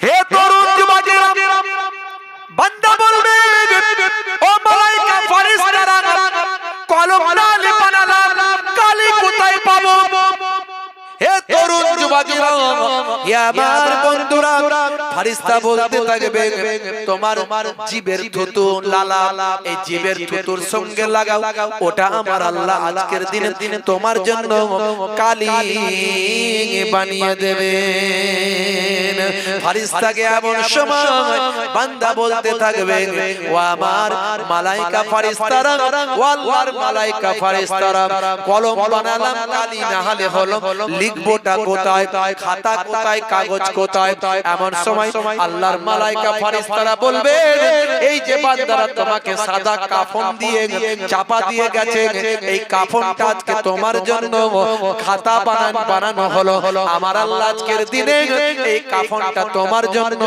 খাতা বানিয়ে দিয়েছে যা করেছেন এই আগুন কিন্তু মিথ্যা লিখবে না ভুল লিখবে না যা নয় তা লিখবে তা হবে না হবে নাকি সারা জীবন আমরা ব্যাকডোর দিয়ে ঘুষ মেরে মেরে এমন হয়েছে মনে মনে করলে হবে না যে ফেরেশতাকে ম্যানেজ করে ফেলবো অত সহজ নয় যেখানে না হওয়ার নয় সেখানে ব্যাকডোর মেরেছে নাও 500 টাকা কাজটা করে দাও সিগারেটের বাক্সে দেশলাইয়ের বাক্সে ভাই আমার এই টেবিল থেকে ও টেবিল চলে যাচ্ছে ব্যাস সঙ্গে সঙ্গে কাজ হয়ে যাচ্ছে সই হয়ে যাচ্ছে আছে না নাই চায়ের দোকানে চা খাচ্ছে চা খেতে খেতে চায়ের ভারের ভিতর দিয়ে পয়সা গিয়ে কাজ মিটে যাচ্ছে হচ্ছে না হয়নি এমন অভ্যাস হয়েছে ঘুষ দিয়ে দিয়ে সব জায়গায় কাজ শেষ ভাই আমার ফেরেশতা যখন জিজ্ঞাসা করবে মান রব্বকা বলবে এই নাও 5000 টাকা হবে নাকি হবে মামা দিনকা আমি অনেক বড় লোক ছিলাম এই নাও 10,000 টাকা আমার নবীকা এই নাও 20,000 টাকা অত সহজ নয় ফেরেশতা ये नहीं चलेगा इधर नहीं चलेगा उधर चलता था হে তরুণ যুবকেরা হে আমার বন্ধুরা শুনে রেখে দিন বাবা, জেনে রেখে যান, মানুষ যখন প্রশ্ন দিয়ে জবাব দিয়ে দেবে, জবাব দেওয়ার সঙ্গে সঙ্গে তার রূহটা তুলে নিয়ে ফারিস্তারা আবার চলে যাবে। রূহ যদি ভালো হয় রূহকে নিয়ে যাওয়া হবে ইল্লিনে, আর রূহ যদি খারাপ হয় রূহকে নিয়ে যাওয়া হবে সিজ্জিনে। হে তরুণ যুবকেরা, ইল্লিনটা কোথাও, ইল্লিনের মাকামটা কোথাও আপনাদের জানা আছে? শুনে রেখে দিন, জেনে রেখে দিন। হে তরুণ যুবকেরা, সাত তাবক আসমানের উপরে, হে তরুণ যুবকেরা, সাত তাবক আসমানের উপরে সিদরাতুল মুনতাহার পাশে আমার আল্লাহ ইল্লিনের মাকাম করেছেন। যে ইল্লিনের মাকামে সমস্ত নেক বান্দারা রূহগুলো একত্রিত হবে। সেই জগৎটা হলো আলাদা জগৎ, যেখানে জান্নাতি সুখ তারা অনুভব করবে। ভাইরা আমার, তরুণ যুবকেরা, মানুষ মারা যাওয়ার পরে ইল্লিনে যখন রূহটা চলে যাবে, এক রূহ আর এক রূহের সঙ্গে গল্প করবে, খুশ মেজাজে থাকবে, আরাম আয়েশে থাকবে, একে অপরের প্রশ্ন নেওয়া দেওয়া করবে, জিজ্ঞাসা করবে, আচ্ছা বলো তো, তোমাদের গ্রামে অমুক একটা মানুষ ছিল, সেই মানুষটা তুমি মারা যাওয়ার আগে কি সে মারা গেছে? বলে হ্যাঁ, সে মারা গেছে, কিন্তু দেখো দেখো দেখো, এখানে তো এত মানুষকে, এত মানুষের রূহ দেখতে পাই, সেই মানুষটাকে কেন দেখতে পাই না? সারা অন্যজন বলবে সেই মানুষটা দুনিয়ার জমিনে ভালো কাজ করেনি, হতে পারে সেই মানুষটার রূহটা সিজ্জিনে চলে গেছে। মনে রাখবেন হে তরুণ যুবকেরা, সিদরাতুল মুনতাহার পাশে ইল্লিনের মাকাম, সাত তাবক আসমানের উপরে ইল্লিনের মাকাম। সিজ্জিনটা কোথায়? হে তরুণ যুবকেরা, ফেরেশতা রূহটাকে নিয়ে যাবে আকাশে। রূহ যদি খারাপ হয়, দুনিয়ার জমিনে বান্দা বেনামাজি ছিল, দুনিয়ার জমিনে বান্দা বেরোজাদার ছিল, দুনিয়ার জমিনে বান্দা লটারি করছিল, সুদ করছিল, দুনিয়ার জমিনে বান্দা মাতাল ছিল, জিনা করছিল, ব্যভিচার করছিল, দুনিয়ার জমিনে বান্দা অন্যায় অপরাধে লিপ্ত ছিল। বাহু দেখিয়েছে, বাহু দেখেছিস? সুলেমান খানের বডি এক থাপ্পড়ে পাঁপড় ভাজা খাইয়ে দেবো, ওরে বাপরে, আছে না নাই? মুসলমানের ছেলে, হাতে বালা, কানে দুল, নিজেকে একদম জানো বিউটিফুল, সর্বনাশ। নিজেকে কি কল্পনা করছে? খালি নায়ক নায়ক ভাব, যেন নায়িকার অভাব। মুসলমানের ছেলে সুলেমান খানের ভক্ত আছে না নাই? হাতে বালা, পায়ে কালো কার, বলছে দেখছিস আমার কতবার। রাগ করবেন না বাপ। মুসলমানের ছেলে বুক ফুলিয়ে বলে, এই যে সামনে ভোট আসছে, আপনাদের ভোট হয়ে গেছে নাকি? হয়নি? ভোট আসছে, ভয়ঙ্কর ব্যাপার। 35 কেজি ওজন, মিছিলের আগে তিরিং করে লাফাচ্ছে, বলছে দে ডান্ডা করে দেব ঠান্ডা, দেখছি বাপের বেটা কতটা ক্ষমতাশালী হয়েছে। বুঝতে পারতে? 35 কেজি ওজন, লাফাচ্ছে, শুধু লাফাচ্ছে। আরে তোর নেতা তোকে কত টাকা দেবে? এত লাফাচ্ছিস কেন? হ্যাঁ, তুই যদি মারপিট করতে গিয়ে মরিস তো সন্তানটাকে কে দেখবে? নেতা নেত্রী একবার আসবে, দুইবার আসবে, তিনবার আর কেউ খবর নেবে না। তোর বাপটা সন্তান হারা হয়ে যাবে, তোর মাটা সন্তান হারা হয়ে যাবে, তোর স্ত্রীটা বেওয়া হয়ে যাবে, তোর সন্তানটা এতিম হয়ে যাবে। একবারও কি তুই চিন্তা করলে? আজ তুই নেতা, কাল হবে কেতা। কত প্রধানমন্ত্রী, মন্ত্রী, মুখ্যমন্ত্রী, কত নেতা মন্ত্রীরা এলো আর গেল, 5 বছরের ক্ষমতা শেষ হয়ে গেল। পৃথিবীর মানুষ তাকে মোড়া গুল দিয়েও মোছে না, আছে না নাই? নেতা যদি হতে হয় খলিফায়ে ওমর ফারুকের মতো নেতা হয়ে যাও, জিন্দা থাকা অবস্থাতেও মর্যাদা সম্মান, মারা যাওয়ার পরেতেও মর্যাদা সম্মান। নেতা যদি হতে হয় হযরত খালিদ বিন ওয়ালিদের মতো হয়ে যাও, জিন্দা থাকা অবস্থাতেও সম্মান, মারা যাওয়ার পরেতেও সম্মান, সারাটা জীবন ধরে সম্মান। কোনদিন তারা মানুষের সঙ্গে খারাপ ব্যবহারটা তারা করেনি, বলেন ডান্ডা করে দেব ঠান্ডা, এই ক্ষমতা তারা দেখাননি, আছে না নাই? মুসলমানের ছেলে, হাই রে হাই, এই লোকসভা ভোট, কিসের ভোট এটা? লোকসভা ভোট। বাপরে আমার, এতে কি তৈরি হবে? প্রধানমন্ত্রী তৈরি হবে। এটা মুখ্যমন্ত্রী তৈরি হওয়ার ভোট নয়, প্রধানমন্ত্রী তৈরি হওয়ার ভোট। ভয়ঙ্কর ব্যাপার। দেশের প্রধানমন্ত্রী যদি চায়, তার সদস্যরা যদি বেশি থাকে, তার মেম্বারসরা যদি বেশি থাকে, পার্লামেন্টে তার যদি পক্ষের তার দলের লোক বেশি থাকে, তারা ইচ্ছা করলে আইন বদলাতে পারে। কথা ঠিক না ভুল? আইন বদলে দিতে পারে। এই যে মাঝে মাঝে কথা শুনছি না আমরা, মাঝে মাঝে আওয়াজ শুনছি, কি বলছে? ওয়ান নেশন ওয়ান ভোট বলছে না? মানে একটাই নেশন, একটাই ভোট, একটাই জাতি, একটাই ভোট, এক দেশ এক ভোট, সব ভোট বাতিল হয়ে গিয়ে এক ভোট থাকবে। এইরকম একটা কথা আমরা গল্প শুনছি, আওয়াজ আসছে। কথা ঠিক না ভুল? তারপরে দেশ নাকি আবার গণতন্ত্র থাকবে না, তার নাকি কি অন্য কি তন্ত্র ফন্ত্র হবে, নাকি কি রাষ্ট্র হবে বলছে। তারা বলছে দেখো না, পাকিস্তান নাকি অমুক রাষ্ট্র, বাংলাদেশ নাকি অমুক রাষ্ট্র। তারা না জেনে না বুঝে মানুষকে বলছে পাকিস্তানও গণতন্ত্র আছে, পাকিস্তান মুসলিম দেশ নয়, বাংলাদেশও মুসলিম রাষ্ট্র নয়, বাংলাদেশও গণতন্ত্র, বাংলাদেশের বড় বড় মন্ত্রীরা অমুসলিম আছে। এটা তারা মানুষের কাছে না বুঝিয়ে বাজার গরম করার জন্য, মানুষের মাঝখানে সাম্প্রদায়িকতাকে বিষিয়ে দেওয়ার জন্য, সাম্প্রদায়িকতার উপরে ভোট নেওয়ার জন্য তারা মানুষকে গরম করে দিচ্ছে, দিয়ে ধর্ম ধর্ম করে বিভাজন তৈরি করছে। অথচ যদু আর জয়দেব, যদু আর জয়নাল, মধু আর মইদুল, আমরা কিন্তু ছোটবেলায় একসঙ্গে খেয়েছি, বসেছি, পড়েছি, স্কুল গেছি, মাঠে খেলেছি, চায়ের দোকানে চা খেয়েছি। কথা ঠিক না ভুল? ভয়ঙ্কর ভয়ঙ্কর ব্যাপার। বিষয়টা তো ইজি নয়, বিষয়টা তো ইজি নয়। যদি সংবিধান বদলে দেওয়া হয়, আইন যদি বদলে দেওয়া হয়, এই যে আমাদের মুসলিম পার্সোনাল ল আছে, নিজস্ব আইন, সেটা নাকি থাকবে না থাকবে না, এই নিয়ে হইচই চলছে, কত রকমের কথা চলছে। আসামের সমস্ত যে সমস্ত সরকারি মাদ্রাসাগুলো ছিল, তাদের নাকি সব বন্ধ টন্ধ করে দিয়েছে শুনছি। বলছে নাকি মাদ্রাসায় পড়িয়ে কি হবে, অথচ মাদ্রাসায়, এই আপনার এখানে কত মাদ্রাসা আছে খোঁজ নিন, মাদ্রাসায় কত অমুসলিম আমার হিন্দু ভাইরাও চাকরি করে, আছে না? নাই। তারা কি চাকরি করে? আরবি পড়াতে যায় তারা। মাদ্রাসায় যেমন ভাই আমার ইসলামিক এডুকেশনের সঙ্গে সঙ্গে, ইসলামিক ল এর সঙ্গে সঙ্গে, ইসলামিক হিস্ট্রির সঙ্গে সঙ্গে ভাই আমার বাংলা, ইংরেজি, ইতিহাস, ভূগোল, কম্পিউটার, এডুকেশন সমস্ত রকম দেওয়া হয়। কথা ঠিক না? মানুষের মাঝখানে ভুল বুঝিয়ে এক শ্রেণীর মানুষ বাজার গরম করছে। উন্নয়ন, উন্নতি এসব মানুষ ছেড়ে দিয়েছে। ঘুষ, দাঙ্গা, চিটিংবাজি, জোচ্চুরি, বিভিন্ন রকম অন্যায় কাজে লিপ্ত হয়ে গেছে। আমাদেরকে ভাবতে হবে, আমাদেরকে চিন্তা করতে হবে, একটু বুঝতে হবে, যাতে করে আপনার আমার ঘরের সন্তানের ভবিষ্যৎটার কথা চিন্তা করতে হবে।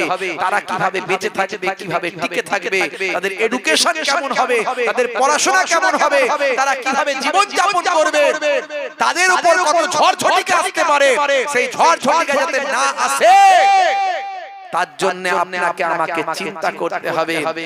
একটাও ভোট কেউ নষ্ট করবেন না। যেখানে ভোট দিলে, যেখানে ভোট দিলে সাম্প্রদায়িক শক্তি, সংবিধান যারা বদলে দিতে পারে, তারা ক্ষমতায় আসবে না। এটা আমাদের স্বতঃস্ফূর্তভাবে চেষ্টা করতে হবে। আমার বক্তব্য এটুকু। আমি কোনো রাজনৈতিক পক্ষে বিপক্ষে কথা বলি না, কোনো রাজনীতি নিয়ে কথা বলি না, কিন্তু সামনে ভোট। ওই যে বলছিলাম না, মুসলমানের ছেলে হাম কিসি সে কম নেই, গরুর গোশ খেয়েছে আর টেম্পার দেখিয়েছে, আছে না? নাই। মারছে মুসলমান, মরছে মুসলমান। দেখো সবেতি ফাঁস, মুসলমান ফাঁস। লড়াইয়ের আগে কে? মুসলমান।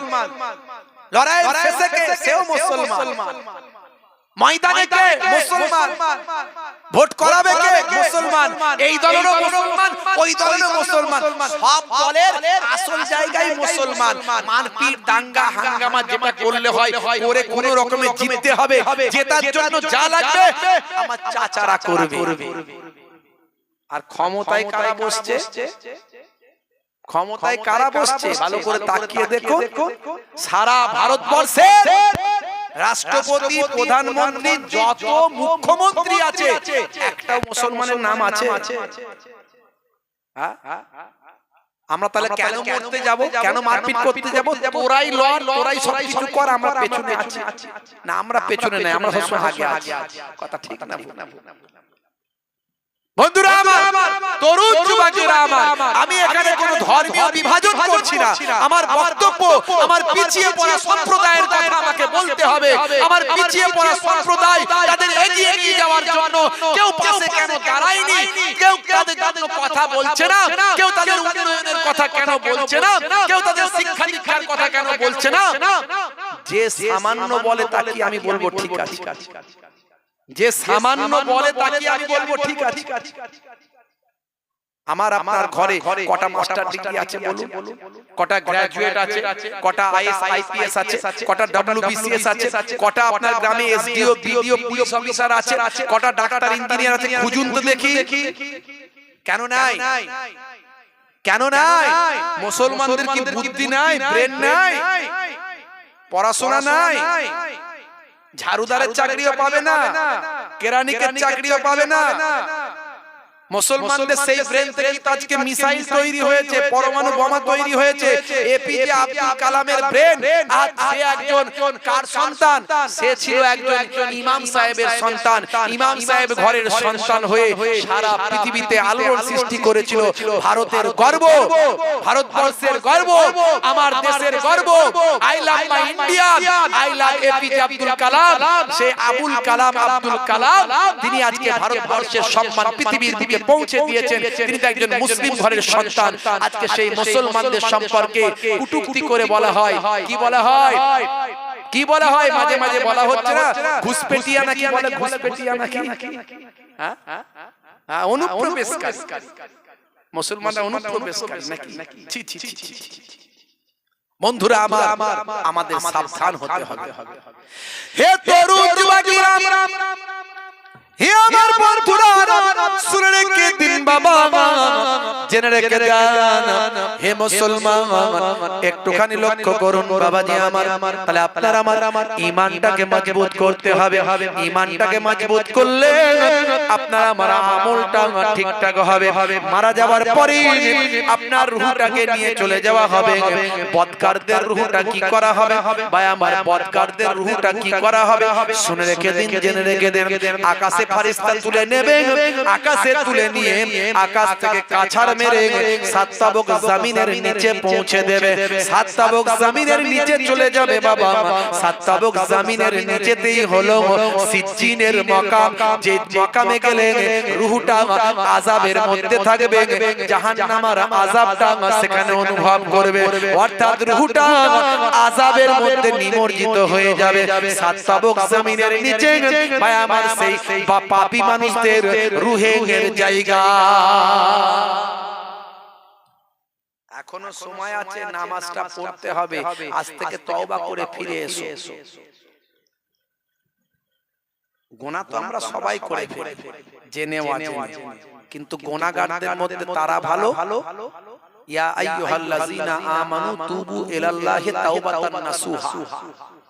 যারা তওবা করে অন্তর থেকে, আল্লাহ তাদের জীবনের গুনাহ maaf করে দেয়। জোরে হবে না? আরে জোরে হবে না? হে তরুণ যুবকেরা, হে আমার বন্ধুরা, শুনে রেখে দিন বাবা, জেনে রেখে দেন। আমি আপনাদের সামনে সিজ্জিনের কথা তো বলতে পারবো না। সিজ্জিনের অবস্থা কি হবে সেটা তো ছবিতে প্রকাশ করা যাবে না, ভাষায় প্রকাশ করে মানুষকে বোঝানো যাবে না। কিন্তু তার নমুনা একটা পৃথিবীর জমিনে এসেছে। সিজ্জিনের ভাই আমার যে ঘটনা ঘটবে তার একটা নমুনা পৃথিবীর জমিনে এসেছে। আমি আপনাদের শুনিয়ে দিয়ে যাই। ইন্টারনেটে আছে, খোঁজ নিলে আপনি বের করতে পাবেন। আমার কাছে সেই ছবিটা, আমার কাছে সেই ভাই আমার আওয়াজটা আমার মোবাইলে রাখা আছে। হে তরুণ যুবকেরা, সিজ্জিনটা কোথাও? আমি আগেই বললাম, সাত তাবক জমিনের নিচে সিজ্জিনের মাকাম। হে তরুণ যুবকেরা, সেখানে পাপী বান্দাদের রূহগুলো একত্রিত হবে। তারা আযাবের মধ্যে নিমজ্জিত হবে। তারা সর্বদা হাহাকার করবে, কষ্ট পাবে, তাদের শাস্তি দেওয়া হবে। বন্ধুরা আমার, তরুণ যুবকেরা, এর একটা ছোট্ট নমুনা পৃথিবীর জমিনে এসেছে বাবা, সেটা আপনাদের মাঝখানে আমি বলে দিয়ে যাই। হে তরুণ যুবকেরা, হে আমার মুরব্বিয়ানিরা, শুনে রেখে দিন বাবা, জেনে রেখে দেন ভাইরা আমার, তরুণ যুবকেরা আমার, মুরব্বিয়ানিরা আমার, জায়গাটার নাম হলো রাশিয়া। রাশিয়া হলো একটা দেশ। এই রাশিয়ার জমিনে একটা ঘটনা খানা ঘটেছে। রাশিয়ার জমিনে বন্ধুরা আমার, তরুণ যুবকেরা আমার, মুরব্বিয়ানেরা আমার, সালটা হলো এই সম্ভবত 1980-81 সাল। 1980-81 সালে রাশিয়ায় তখন পানির বড় অভাব। বন্ধুরা আমার, তরুণ যুবকেরা, হে জওয়ান যুবকেরা, মাটি শুকানো বাবা, পৃথিবীর বুকে বিজ্ঞানীরা দুটো বড় এক্সপেরিমেন্ট করেছে।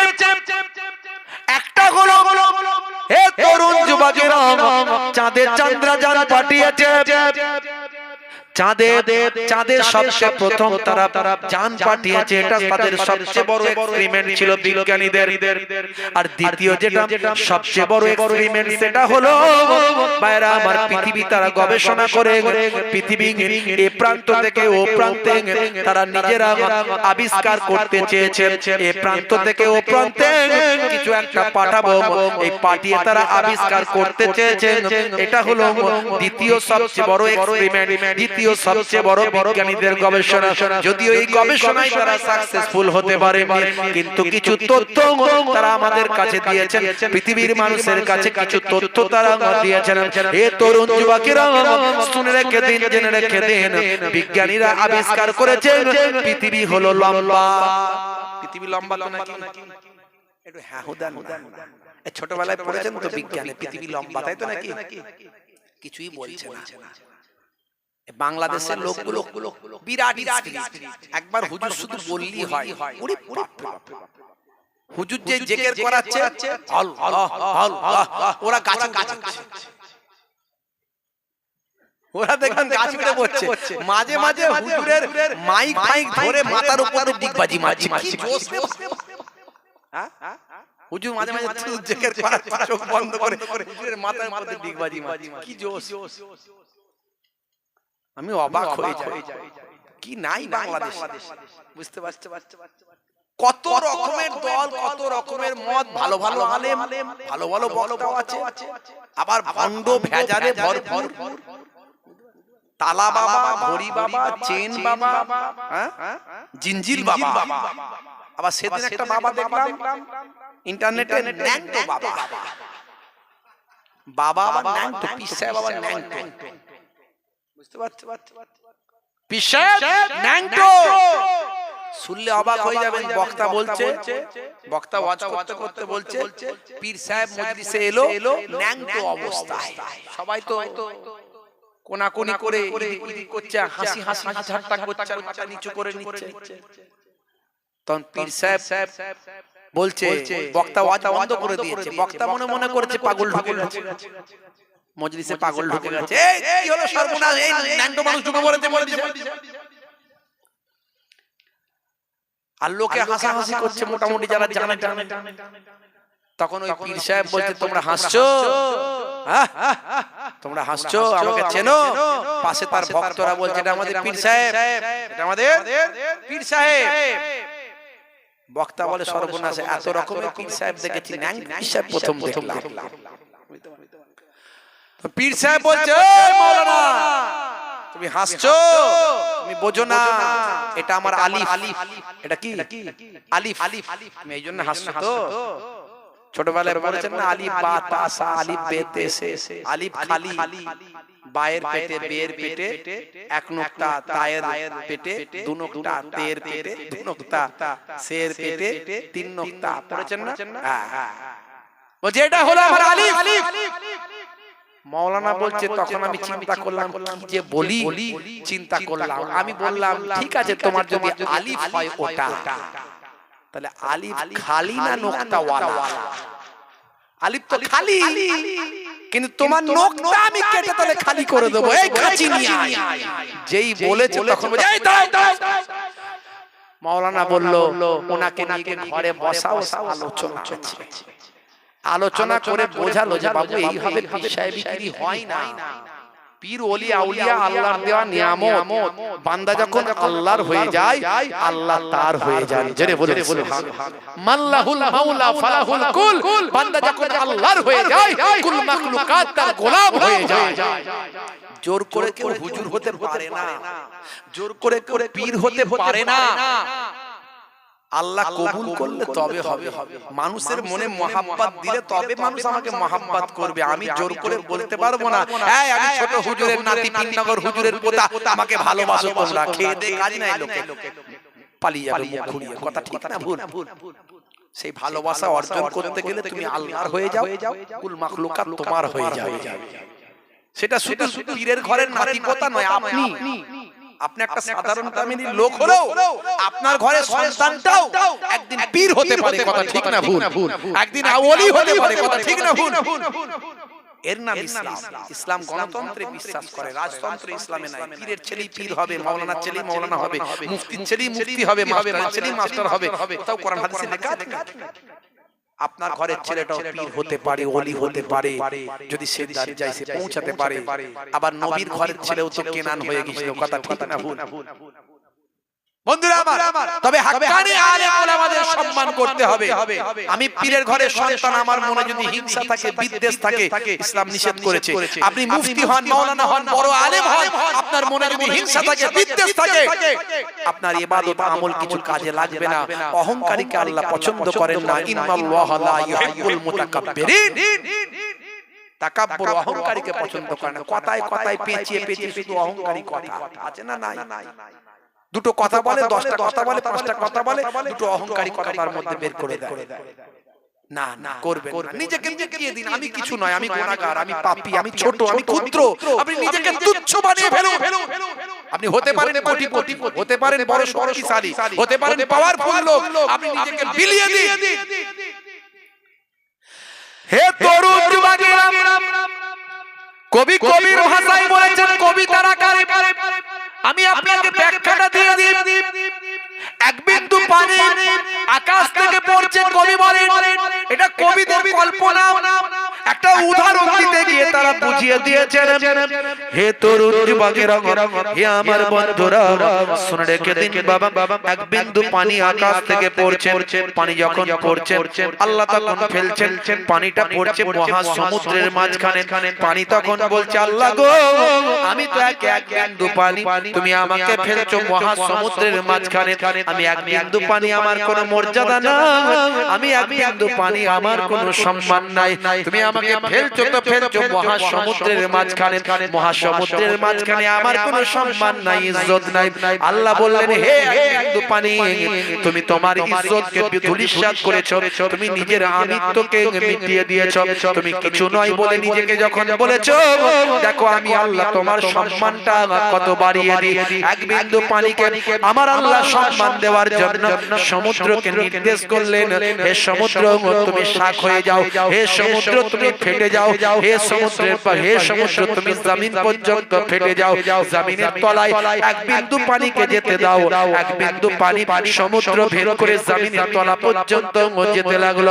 হে তরুণ যুবকেরা, হে আমার বন্ধুরা, হে আমার মুরব্বিয়ানেরা, শুনে রেখে দিন, জেনে রেখে দিন বাবা, এমন সময় আমার আল্লাহ, আমার মাবুদ, আমার আল্লাহ ঝিনুককে বললেন হে ঝিনুক, হে ঝিনুক সমুদ্রের তলায় তুমি তোমার মুখটা খুলে দাও।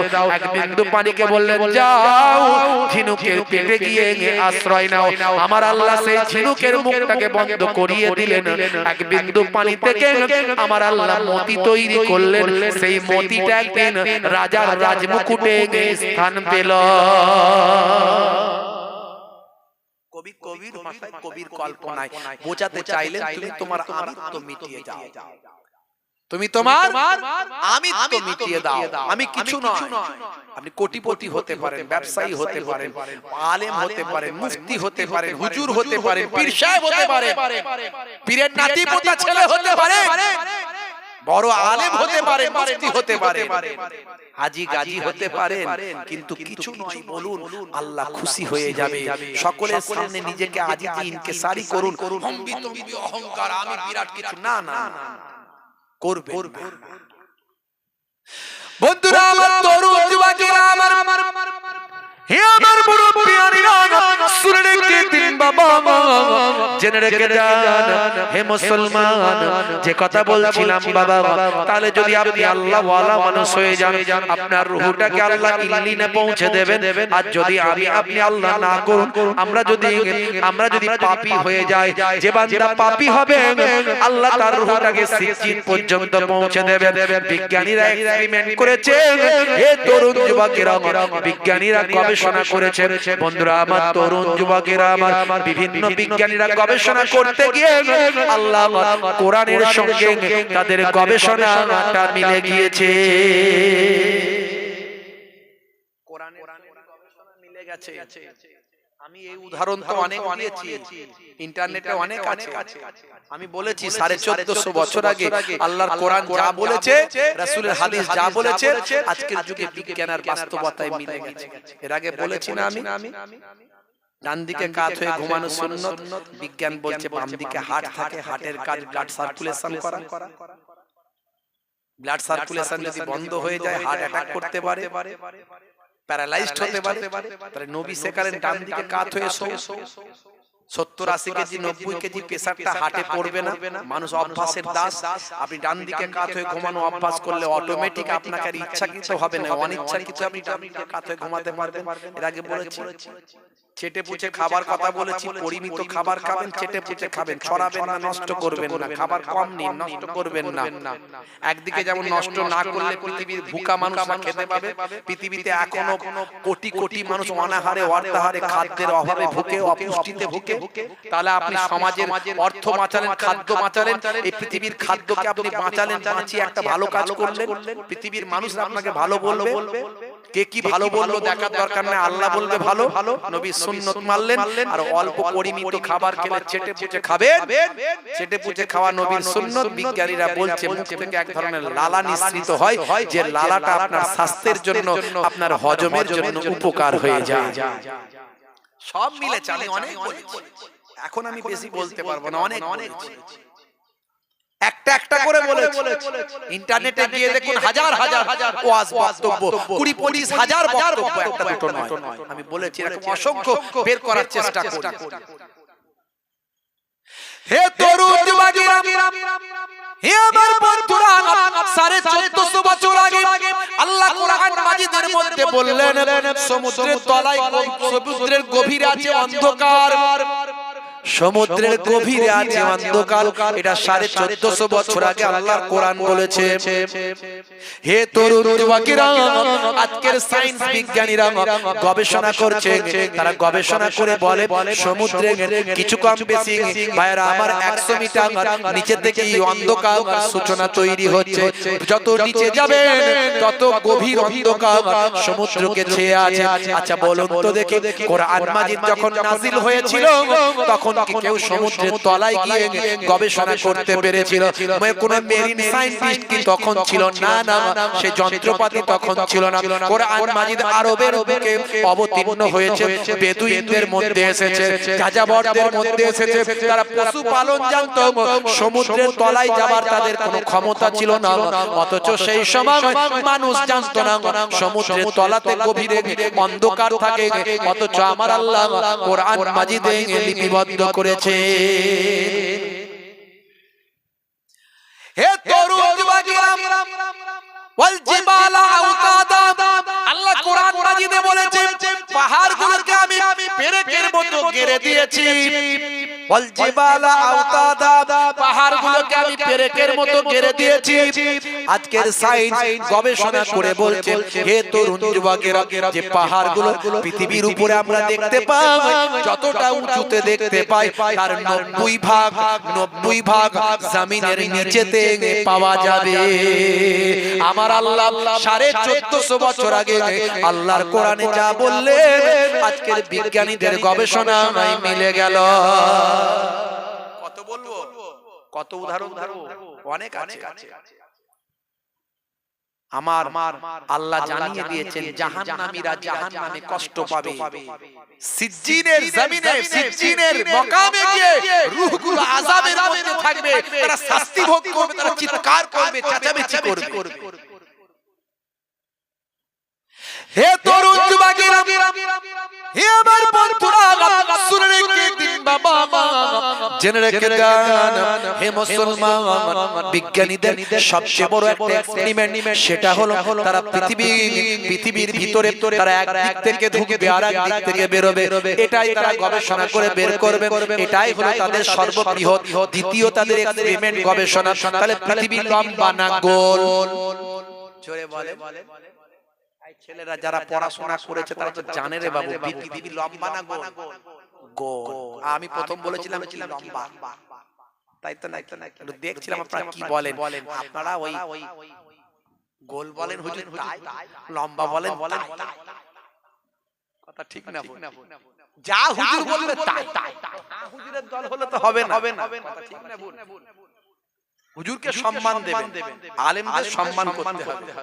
আপনার ছেলে যদি আলেম হয় তাকেও সম্মান করতে হবে, কারণ আল্লাযীনা উতুল ইলমা দারাজাত, তোমাদের মধ্যে প্রকৃত আহলে ইলমরা হলো উচ্চ মর্যাদা, উচ্চ সম্মানের অধিকারী।